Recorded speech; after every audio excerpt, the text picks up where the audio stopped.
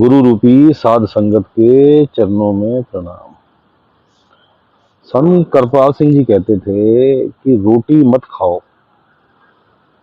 जब तक भजन ना करो।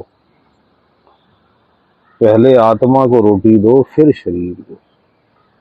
आत्मा का भोजन क्या है? आत्मा का भोजन है परमात्मा की भजन बंदगी, परमात्मा का नाम का सिमरन, परमात्मा को याद करो।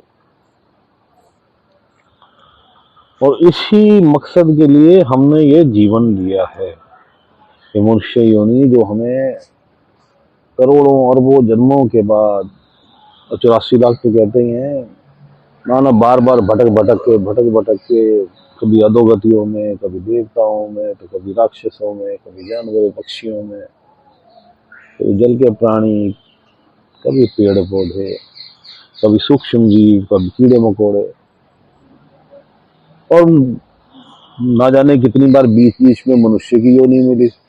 लेकिन वो सब जो है वो हमारी शैतान ने, काल ने जो है, शैतान ने व्यर्थ कर दिया।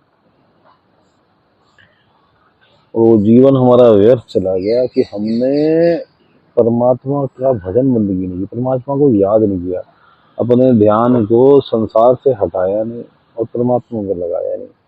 तो मूल मकसद ही इस मनुष्य योनि का मिलने का ये है कि भाई जो तू बिछड़ा है अपने पति से, तू सुहागन बन जा। आत्मा सुहागन कब बनती है? जब वो उसका मिलन परमात्मा से हो जाता है। तेरा खसम कौन बन जाता है? तेरा खसम कौन है? परमात्मा। गुरु नानक जी कहते हैं, नानक कामन कंते भावे।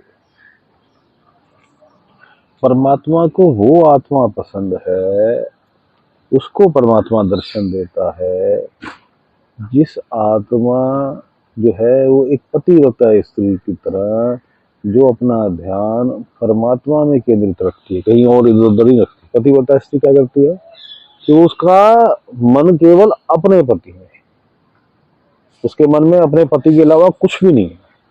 वो क्या होगी? पतिव्रता स्त्री। तो संसारिक जब पति के प्रति जिसका जो एकाकी भाव होता है, उसको संसार में इतनी शक्तियां मिल जाती हैं पतिव्रता स्त्री को, कि जो जीव आत्मा अब परमेश्वर, परमात्मा, अल्लाह, मालिक, गॉड, कुछ भी नाम दे दो, वाहिगुरु कोई भी नाम दे दो, राम दे दो, कोई भी नाम दे दो, जो सारे संसार का मालिक है, जो सारे संसार में कण कण में व्याप्त है, उसको जब जो आत्मा जो है वो याद कर लेती है और जो सिर्फ उसी में ध्यान करती है, उसका ध्यान कहीं नहीं होता, ना संसार में किसी और चीज में नहीं होता, और उसको एक ध्यान में लगन रहती है, तो वो फिर उसको क्या मालिक अपने दर्शन नहीं देगा? वो तो एक ही हो जाती है। जब परमात्मा के दर्शन होते हैं तो एक हो जाती है। बूंद जो है वो सागर बन जाती है, फिर उसमें और सागर में कोई भेद नहीं रहता। वैसे भेद है भी नहीं, सिर्फ ये जो भ्रम है, ये काल का, शैतान का जो खेल है, डेविल का, वो जीव को लगता है कि उसकी वजह से लगता है कि हम अलग हैं, उसी ने भटका रखा है।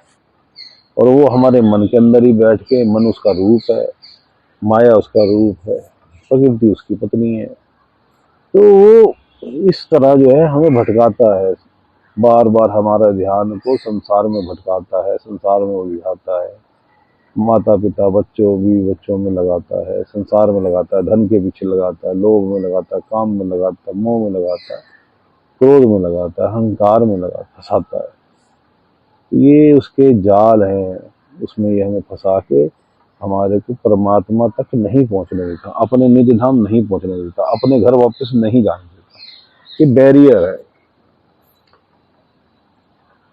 तो इस बैरियर को पार करने के लिए बार बार जीव को ध्यान लगाना पड़ता है। और क्या कहते हैं संत जन? ये कहते हैं कि भाई तू भोजन बाद में कर ले, शरीर का भोजन है, शरीर सह लेगा। तो आत्मा जो ना जाने कब से तड़प रही है अपने पिया को मिलने के लिए, तो उसका भोजन उसके रोज दे, अमृत मिले। उठ, भोजन करने से पहले जो है, भोजन बाद में कर, शरीर का, आत्मा का भोजन वो कर, भजन बंदगी कर, परमात्मा में ध्यान लगा, परमात्मा का सिमरन कर। सगल द्वारो छाड़ को गयो तुम्हारो द्वार।